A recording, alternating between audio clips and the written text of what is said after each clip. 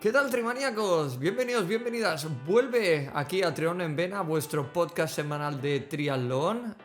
Javier Sola, uno de los entrenadores con más prestigio del triatlón y del ciclismo a nivel internacional, ya un amigo de la casa. Con él vamos a hablar del trending topic del momento. ¿Cómo es posible que estas bestias pardas, estos ciclistas de Lucy World Tour, estén corriendo a esos ritmos de auténticos profesionales?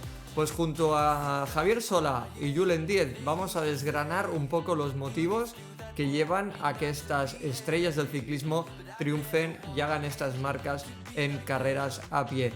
Creo que un episodio más que interesante, por tanto quédate, que arrancamos.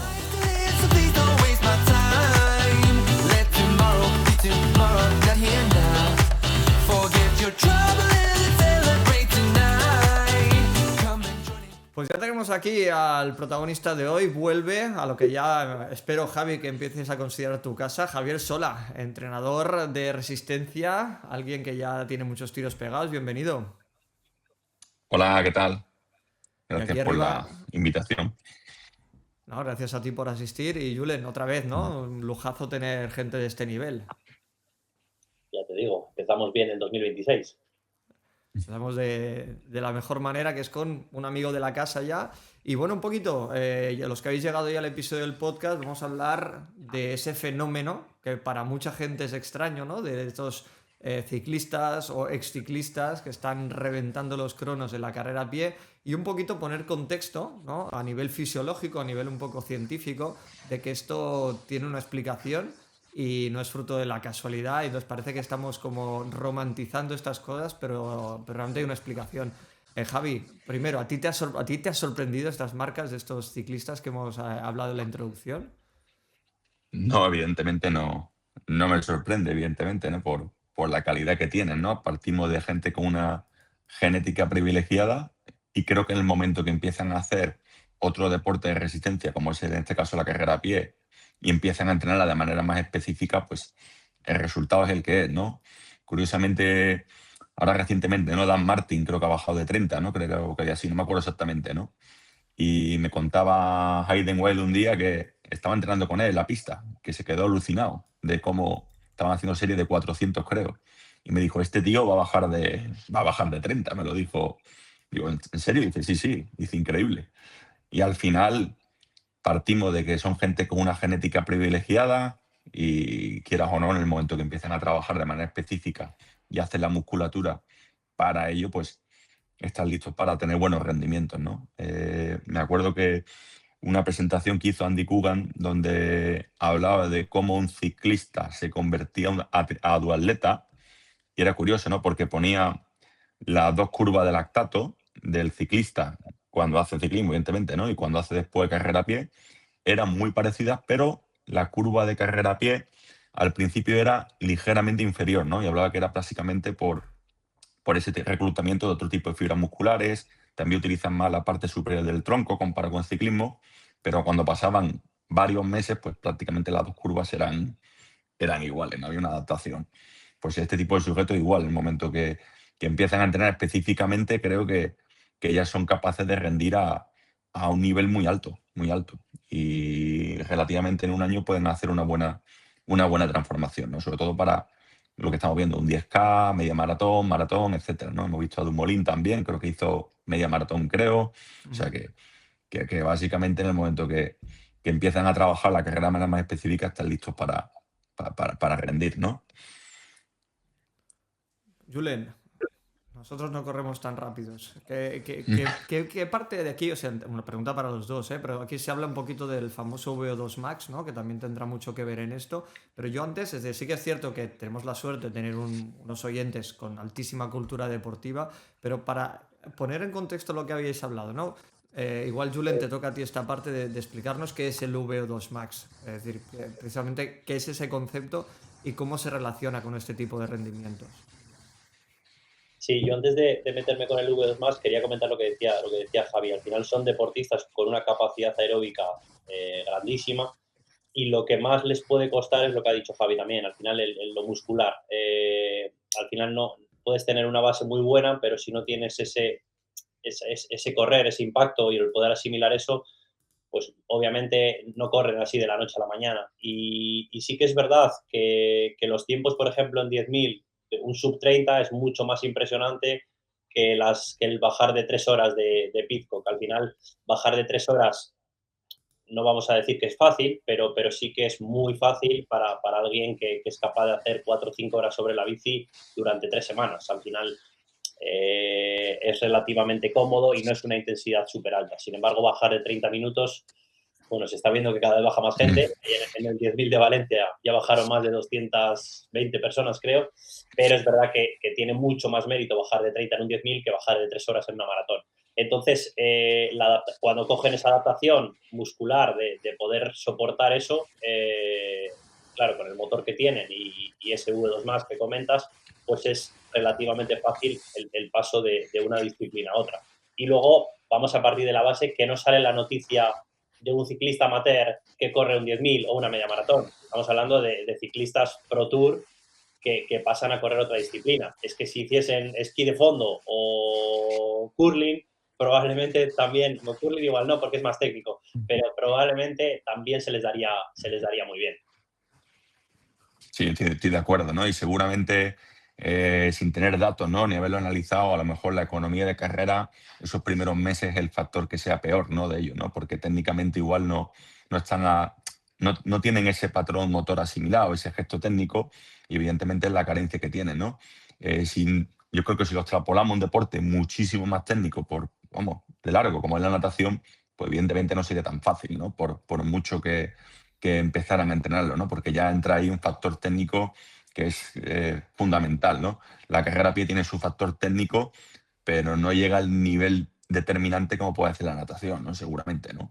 Y en el momento que son capaces de coger cierto patrón técnico, pues ya son capaces, ¿no? Es decir, que pesa más, yo diría, que el aspecto metabólico en este tipo de circunstancias, ¿no? Y lo que decía Julen, o sea, son gente con un nivel altísimo que si vinieran de esquí de fondo, pues pasaría exactamente igual, ¿no? Y respecto a ese V2 Max, tampoco creo que sea el V2 Max el determinante. Yo creo que es más los umbrales altos que poseen, pero evidentemente el V2 Max es el factor excluyente, ¿no? Es el que filtra quién puede estar en alto nivel y quién no puede estar. Es un factor excluyente ese V2 Max. Al final es el que dice, tú sí puedes ganar un Tour, tú sí puedes ganar unas series mundiales de triatlón y tú no puedes, básicamente, ¿no? Y son gente que ya ha pasado ese filtro, ¿no? En la realidad, en su deporte. Al final, Omar, el V2 más sí que es entrenable, pero entrenable hasta un punto. Al final, si tú partes de 75, de 80, obviamente es entrenable, 85, 90, pero si tú partes, como la gran mayoría, de 45, 50, pues lo podrás subir a 70, pero nunca vas a poder disputar una competición de alto nivel. Podrás estar allí, pero no disputarla. Claro. Por ejemplo, estaba viendo que Dan Martin, que por cierto, ojo, corre con Keep Run, o sea, que estamos hablando de una zapatilla, pues bueno, con placa de carbono, pero que podía haberlo mejorado, rozó bueno, se fue a 32 en la carrera 10K A 32. Sí, o sea, tiene el sub 30 en Nasus y luego ha hecho esto, pero ojo porque hay dos datos. Uno es la cadencia media de 182 pasos por minuto. O sea, que eso me parece también el tema de la cadencia, ¿no? Que tiene mucha relación con el ciclismo, ¿no? Un deporte en el que, si no me equivoco, también estáis trabajando precisamente eso, ¿no? Altas cadencias para minimizar un poco la fatiga, ¿no? Entonces, eso también tiene que ver, ¿no? Imagino es un deporte cíclico y adaptado al running, pues también tendría una de las explicaciones. Sí, a ver, habría que analizar, ¿no? Cuál es la cadencia óptima de cada uno, ¿no? Creo que con los corredores cada uno tiene su patrón y a lo mejor para algún corredor 185 es su cadencia óptima y para otro a lo mejor es 175, ¿no? Creo que es algo individual y tienes que analizar, ¿no? Y ver un poco con esa cadencia la relación con la longitud del paso, si pisa cerca o lejos del centro de masa, esto eso hay que verlo, ¿no?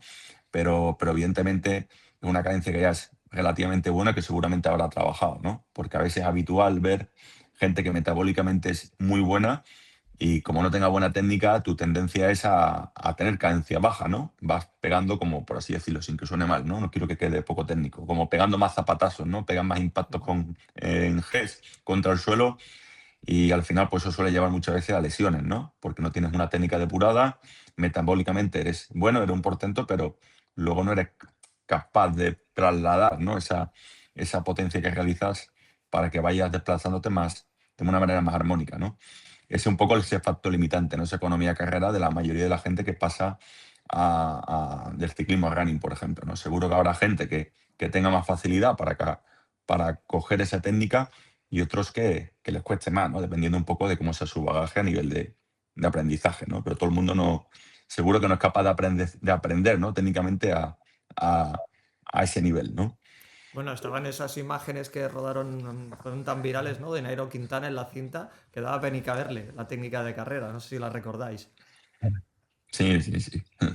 Bueno, esa es la Luego, otra, ¿no? luego Es decir, estaría bien, dime. perdona, Omar, luego iba a decir que estaría bien, Javi, al final, yo, por ejemplo, en Ironman, cuando suelo analizar datos de gente que llevo o incluso míos, mi cadencia tiende más a estar cercana a 80 y luego por los ritmos y por la longitud en el tiempo de la maratón del Ironman, mi cadencia va más cercana a 160, o sea, suele estar correlacionada y sin embargo en half tiendo más a ir a 85 o 90 en bici y luego por la velocidad también que es más rápida en la media maratón, tiendo a ir en torno a 170 o así. Normalmente está relacionada al doble. Entiendo que, bueno, estaría bien analizar si este tipo de ciclistas, cómo pedalean, si luego se ve en la carrera a pie esa cadencia también.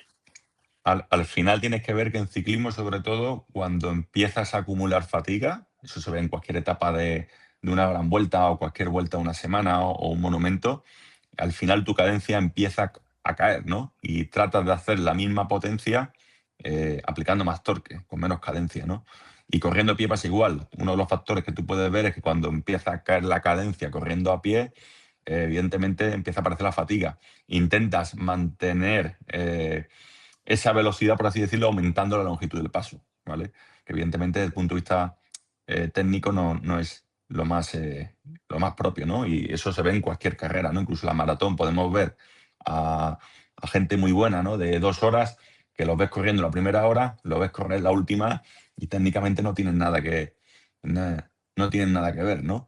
Pues aquí pasa exactamente igual. Al final tu cadencia en Ironman no va a tener que ver nada con la cadencia que lleves en un 70.3, ¿no? Por la longitud, por la fatiga, etcétera, ¿no? Al final cuando eso se ve bien, ¿no? Cuando utilizas street, ¿no? Cuando alguien salta por los aires, sobre todo como todos los parámetros biomecánicos son los que se empiezan a alterar previamente a que empiece a bajar tu rendimiento, ¿no? O sea, vas viendo que la velocidad la vas manteniendo, pero empieza a deformarse un poco la técnica, ¿no? Por así decirlo. Y al rato, pues, lo que viene consiguiente es que baja el ritmo, evidentemente, ¿no? Pues igual, ¿no? El que ver también cada uno cómo es capaz de adaptarse técnicamente, ¿no? El que seguro que sea técnicamente mejor, pues podrá mantener mejor el esfuerzo en fatiga, ¿no? Que alguien que no sea tan bueno técnicamente. Sí. Y luego otra de las cosas, por comentarlo, que se ve mucho al final cuando baja la cadencia, es curioso cómo también baja la frecuencia cardíaca, obviamente, pero aumenta el lactato. También. Que al final, que es otra de las cosas que se puede ir a menos cadencia en Ironman, porque al final la intensidad es más baja, entonces el lactato está más bajito y la frecuencia cardíaca, perdón, el lactato sube un poquito y la frecuencia cardíaca baja porque hay menos cadencia, que eso al final también hace que alguien que está compitiendo al máximo nivel en un 10.000 o en una media maratón, en el momento que empieza a perder esa cadencia porque no es capaz de aguantar la técnica, también le sube el lactato y entonces al final puede petar antes. Sí, sí, al final va todo correlacionado una cosa con la otra, evidentemente. Otra cosilla, estamos hablando de eso, ¿no? De que no, o sea, parece ser que por el hecho de ser un ciclista UCI World Tour ya tienes que correr unos tiempos de la hostia. Y no es así. Estamos hablando de algunos privilegiados dentro del pelotón, ¿no? Eso me gustaría que se clasificase. No coger cualquier ciclista, sacarlo del Tour y 2 meses después te va a correr una media maratón en 1:10 porque sí, ¿no? Yo te diría que, a ver, seguramente cualquier corredor de nivel World Tour de cualquier equipo, yo me atrevería a decir que en el momento que empiece a correr de manera continuada, va a estar en tiempos muy buenos, ¿no? Porque si vemos los datos que hay de potencia, ¿no? Entre el último que acaba el Tour y el primero, en verdad no es tanta diferencia, ¿no? Los datos que son capaces de hacer en frescos, ¿vale? Lo que sí cambia, evidentemente, con el paso de los días, ¿no? pero para una prueba aislada de un día concreto, como puede ser una media maratón, un 10K, pues seguramente sí podríamos ver que yo me atrevería a decir, cualquier corredor a nivel World Tour, en el momento que entrene un tiempo la carrera a pie de manera específica, va a estar en unos tiempos buenos, ¿no? Porque, por eso que hemos dicho anteriormente, ¿no? Porque son gente que ya trae un nivel, ¿no?, fisiológico de base que es muy alto, ¿no? Tienen unas capacidades que a la mayoría nos gustaría tener, ¿no? Para meternos ahí, ¿no? Que incluso cualquier corredor que quiera apretarse corriendo a pie, incluso sin haber entrenado, pues es capaz de hacerlo, ¿no? Yo me acuerdo que cuando yo andaba en bici, hacían aquí una duatlón en mi pueblo, y el primer año digo, voy a ir a hacer la duatlón, ¿no? Por hacerla, sin más. Y fui sin correr, nada. Pues claro, los primeros 5 kilómetros a 3:30. O sea, sin haber hecho, claro, sin haber corrido nada a pie. Después, evidentemente, cuando me dejé la bicicleta, me quería morir, ¿no? Porque al final no tienes trabajado eso, ¿no? Y luego estuve una semana casi que no podía ni moverme, ¿no? Y al año siguiente dije, pues voy a correr un poco antes de esto, ¿no? Pero con que tengas ¿cómo se llama? El nivel metabólico, pues ya eres capaz de por lo menos defenderte, ¿no? En ese sentido. Ajá. Vale, te decía Omar que al final, sobre todo lo que dice Javi, la duración. Estamos hablando de que un 10.000 son 30 minutos, 31, 32, y una media maratón, hora 8, hora 12, algo equivalente. Al final, estamos hablando que es una duración mayor que el umbral en el caso del 10.000 y un poquito por debajo del umbral. Son intensidades que son capaces de aguantar perfectamente, aún sin prepararlo específicamente. Otra cosa ya es que te metas, pues eso, lo que hablábamos, en maratón. Igual alguien que baja de 30 minutos en una maratón tiene que estar en 2 horas 16, 2 horas 18. Ostras, eso ya ver a un ciclista es más complicado que ver a uno pegar un chispazo de 31 minutos. Al final, ahí está un poco la diferencia. Ya no hablamos si te metes ya en distancias más largas a maratón, que obviamente la especificidad de la carrera cuenta mucho más. Ajá. Y luego no voy a dejar escapar a Javi Sola sin hacerle una pregunta que ya sé lo que me va a decir, pero siempre que la respuesta la da él ya va a ir mejor. ¿Te sorprendió la marca de Alex G en Valencia? Bueno, pues no me sorprendió, la verdad. No me Sabía que ibas a sorprendió decir eso. porque al final, si lleva un tiempo enfocado, ¿no? Corriendo a pie, pues evidentemente el resultado era el que es, ¿no? Ya vimos que, por ejemplo, Hayden, sin hacer una preparación súper específica, quiso batir el récord, ¿no?, de su país en Nueva Zelanda, en 10K. Y fíjate el tiempo que se cascó, ¿no? Mientras que estaba haciendo preparación también para nadar, para bici y todo, ¿no? Hizo un poco más de carrera a pie para entonces, pero claro, tú dices, claro, si alguien como Hayden se pone a preparar solo media maratón o maratón, pues seguramente estaría haciendo muy similar a Alex G. O sea que totalmente lo veo normal y lógico, ¿no? Son gente con esas capacidades que tienen ya encima el bagaje de carrera a pie, y si encima le añades que se ponen a hacer esa preparación más específica, pues el resultado es el que es, Ujú. ¿no? O sea, no, Aquí, no es aquí algo se que me sembró, se sorprende, ¿no? sembró se sembró la duda. Bueno, Javi Mm, Gomendoya, que hay que ponerse de pie cada vez que se menciona el nombre del mm, capitán, pero sí que es verdad que hubo un momento en el que estuvo pegándole a diferentes distancias a la vez, estuvo compitiendo en series mundiales a la vez que atacaba el circuito 70.3 y a la vez que atacaba el campeonato del mundo, mm, algo que evidentemente muy poca gente se lo puede permitir, y más en otra época, que es muy diferente a la de mm. ahora. Y luego a la postre y se rumoreó, nadie sabrá la verdad, de que eso fue realmente lo que acabó un poco con Javi Gomendoya, que al final no pudo llegar a ganar nada en ese juego a tres bandas. ¿Cómo crees que va a perjudicar o cómo crees que puede perjudicar, por ejemplo, a Alex G esa incursión en la maratón a nivel de su trayectoria como triatleta, ¿eh? Y hablamos A ver, fisiológicamente. no sé realmente cuál es el plan que tienen, ¿no? Pero imagino que querrán ir a Los Ángeles, y quiero pensar, ¿no?, que a lo mejor este año es un poco un año de transición, ¿no? De buscar nuevos objetivos, nuevas motivaciones, y poco a poco creo que irán intentando reconducir, ¿no?, de cara a distancia olímpica, ¿no? Pero evidentemente yo creo que, no sé qué opina Julen, pero preparar, por ejemplo, una maratón aislada, creo que es de los deportes, ¿no?, que deja más coste fisiológico, creo. Porque muchas veces me ha pasado una vez con algún deportista que quiere usar la preparación a lo mejor de la maratón para antes de un Ironman, Y sí es verdad que después de la maratón tardan tiempo en recuperar, ¿no? Si te dedicas a hacer una planificación muy específica para buscar X marca, ¿no? A lo mejor si lo haces entrenar por entrenar, vale, pero si vas buscando una marca en concreta, luego quizás tardas tiempo en recuperar, ¿no? Yo por mucha gente que oigo, ¿no?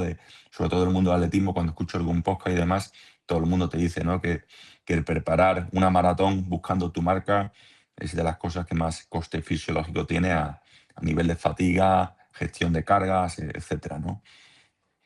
Y sobre todo, bueno, ya lo dijo Omar, ya lo dijo Corujo cuando estuvo aquí, que una de las cosas que no le gustaban, entre comillas, es cuando algún pupilo le pedía preparar una maratón a final de año.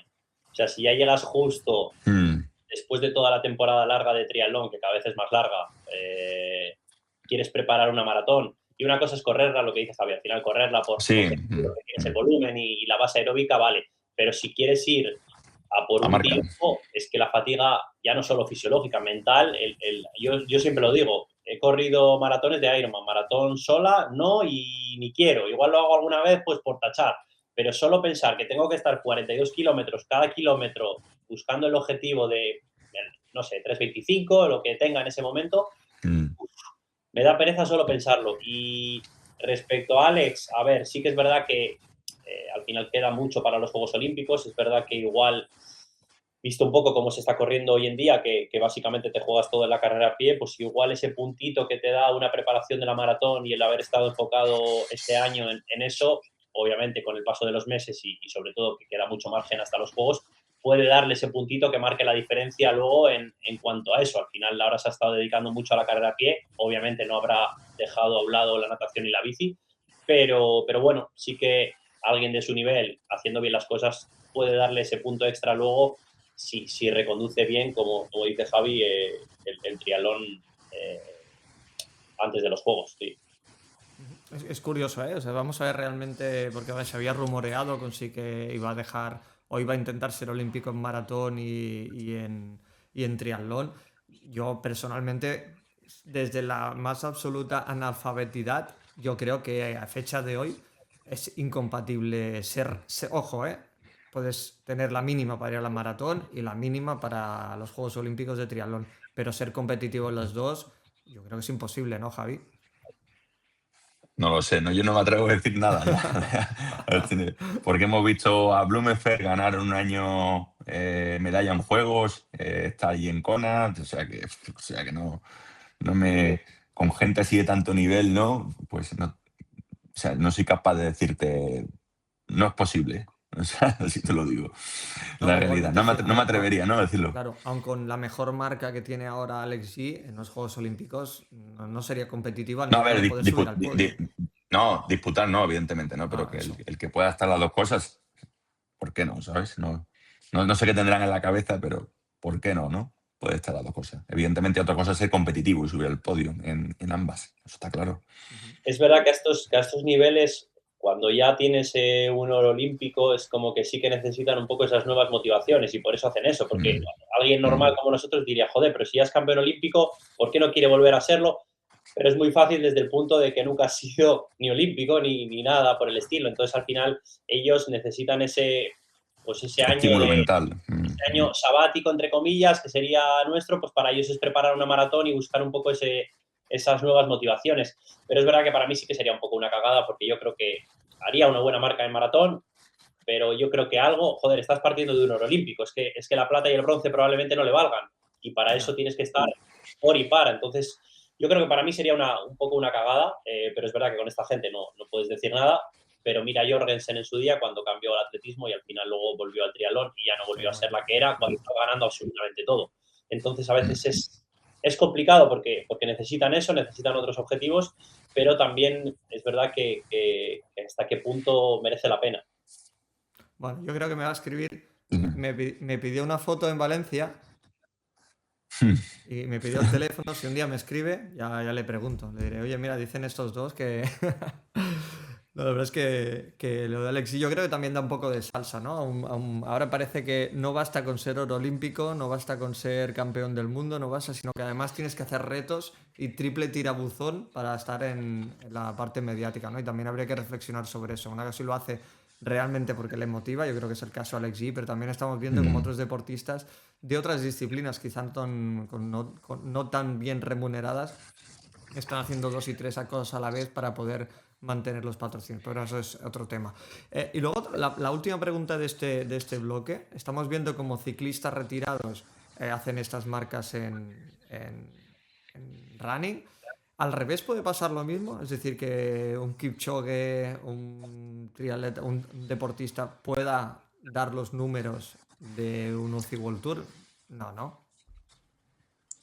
A A nivel ver, de yo creo que cicloturismo, obviamente. entrenando seguramente cogería un muy buen nivel, pero yo el limitante que veo es a la hora de competir. La hora de competición en ciclismo es muy brutal, ¿no?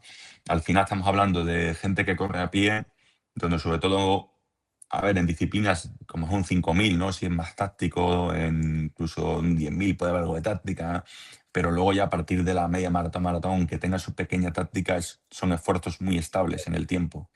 Y luego cuando vienes a una competición de ciclismo, hay lo que mata es el continuo cambio de ritmo, los aspectos técnicos de que sepas ir a rueda, sepas entrar a la rotonda a 1000, las bajadas, eso al final es lo que te va a eliminar, ¿no? De ser competitivo, ¿no? Es como cuando decían no, Blumenfeld a lo mejor se pasa al ciclismo. Decía, vale, fisiológicamente seguro que está preparado, no lo dudo, pero luego las carreras a ese nivel tienen una brutalidad tremenda, ¿no? Incluso yo he llegado en su día a entrenar a algunos amateurs con unos números brutales, casi de corredor de World Tour, y no eran capaces de hacer ni top 30 en carreras élite sub-23. Ni top 30, ni 40, ni 50. Simplemente porque no tienen esas habilidades técnicas que hay que tener, ¿no? De ir a rueda, ver cuándo tienes que gastar menos, gastar más, los descensos, todo eso al final es lo que en esos niveles lo que te va a eliminar. Y pasa igual con triatlón, ¿no? Seguramente podemos encontrar triatletas con un motor espectacular a la bicicleta, porque al final tienes que mantener un ritmo muy estable todo el tiempo y en ocasiones pues sí, puedes jugar un poco la táctica, saliendo un poco más agresivo al principio y al final, si tu motor te lo permite, pero en el momento que haya aspectos técnicos a considerar no van a estar, ¿no? Incluso creo, ¿no? Que habéis visto, por ejemplo, en Niza, corredores muy buenos, triatletas muy buenos en el sector de bici, que en cuanto le metes 3, 4 bajadas un poco más técnicas, ya están fuera de la competición directamente, ¿no? Pues, entonces, ahí donde veo yo el mayor limitante, ¿no? Que digan, oye, pues me voy a pasar el ciclismo, ¿no? Aunque tenga yo un muy buen nivel, ¿no? Pero es otra película totalmente distinta, ¿no? Y más como se corre hoy en día. Mismamente, el chico este que batió el récord en Alpe d'Huez, que fue allí a por el COM y se lo llevó, su objetivo, yo creo que le he perdido un poco la pista, pero su objetivo era que le fichas a algún equipo profesional y al final es que o lo mamas y yo que sé, yo lo veo mi primo pequeño que le veo trazar y se ríe de mí en las rotondas. Al final, o lo ves desde pequeñito y le quitas un poco ese miedo de ir en la grupeta, o si no vas atrás el último comiendo látigos y ya da igual el nivel que tengas, que te acabas quedando. Entonces, igual sí que en una prueba de rodillo, un test de 20 minutos y tal, te podrían llegar a hacer unos números curiosos, pero luego les metes en un pelotón y dicen, Claro. nada, vuelvo a la carrera. Ahí es donde están lo que se está poniendo cada vez de moda con equipos ya profesionales de ciclismo indoor. Es decir, los Swiss Games, por ejemplo, Sí. ¿no? Ahí sí que tenemos algún triatleta que... No triatletas de series mundiales de Ironman ni tal, pero sí que hay triatletas que evidentemente se comerían los mocos porque técnicamente lo que en el mundo virtual no vas a hacer el afilador, por decirlo de alguna manera, ¿no? Por lo tanto es curioso. Yo como dato así a nivel local, ¿no? Es el fenómeno Reyes Estevez, que ahí os lo puedo decir en primera persona. El primer día que Reyes Estevez salió con mi grupeta aquí en Barcelona, no sabía ponerse las calas. De hecho, estuvo a punto de irse al suelo un par de veces. Y a la tercera salida, tampoco es que nosotros tengamos un nivel espectacular, pero la tercera salida en un puerto de 3,5 kilómetros nos metía ya minutada. En 2 salidas. O sea que sí que es cierto que, bueno, el que tiene genética y tiene motor lo tiene un poco para todo. Y bueno, a la postre luego lo que ha hecho Reyes a nivel de triatlón. Hay un caso, hablando de ello, de los concursos de Swift, si no recuerdo mal, este chico que estuvo en Alpecin, que tenían el acuerdo con Swift, ¿no? Jason Osborne, creo que venía era remero, creo, remero olímpico, y de ahí ganó el concurso, pasó al equipo Alpecin y no sé si está un par de años, ¿no? Pero creo que no terminó todavía de adaptarse, ¿no? A la forma de correr. No me acuerdo muy bien, pero voy a mirarlo, pero me suena que sí, que estuvo un par de años en el equipo profesional y era un chico que venía del mundo del remo, vaya, directamente. Es Y otro de ganó los el fenómenos concurso últimos, Swift. que son gente con un motor impresionante y que el traspase de deporte ya tienen una base. A partir de ahí luego es el entrenamiento y la especificación, ¿no? Pero bueno, pues no sé, chicos, yo lo que cerraría es este bloque de charla. Creo que nos ha quedado una charla muy interesante. Espero no haber hecho mucho el ridículo ante estos dos expertos entrenadores. Hombre, ¿no? Y como siempre, un placer tenerte por aquí, Javi. Y Julen, Nada, te el dejo placer cerrar mío. a ti. Nada, está guay porque son dudas que sí que al final, cuando ves las marcas, también es verdad que un poco ahí hace también el marketing, que ves a Renko corriendo ahí en Benidorm así de la noche a la mañana, o Wout van Aert cuando sale a correr por Bélgica. O sea, son como apariciones muy esporádicas que parece que han corrido de ayer para hoy, pero son gente que incluso preparando la temporada de ciclocross ya hacen carrera a pie en el día a día para tener un poco esa forma corriendo. Al final son gente que... Y también meten bastante carrera a pie, sobre todo en pretemporada, por el tema de la salud mineral, o sea, de los huesos, ¿vale? Al final el ciclista no tiene apenas impacto, e incluso es algo que se vigila en los equipos, ¿no? Como es su densidad mineral ósea para un poco preservar la salud. Y es habitual que muchos ciclistas hagan ese poco de carrera a pie a principio de temporada o en algún pequeño descanso durante la temporada con idea de mantener esa capacidad del hueso, ¿no? Por así decirlo. ¡Pum!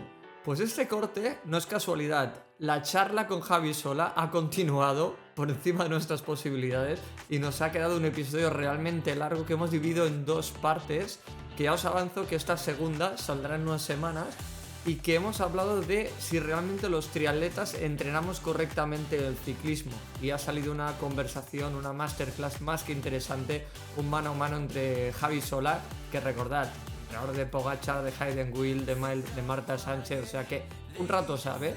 Además de Julen Díez, de mi colega, que también yo creo que poco a poco, a pesar de ser joven, está demostrando unas altas capacidades. Por tanto, os emplazo a suscribiros al canal, a darle la campanita si todavía no lo habéis hecho y a quedaros muy muy atentos porque de verdad si esta primera parte os ha gustado, la segunda no tiene desperdicio. Nos vemos bien pronto, trimaníacos. Un saludo.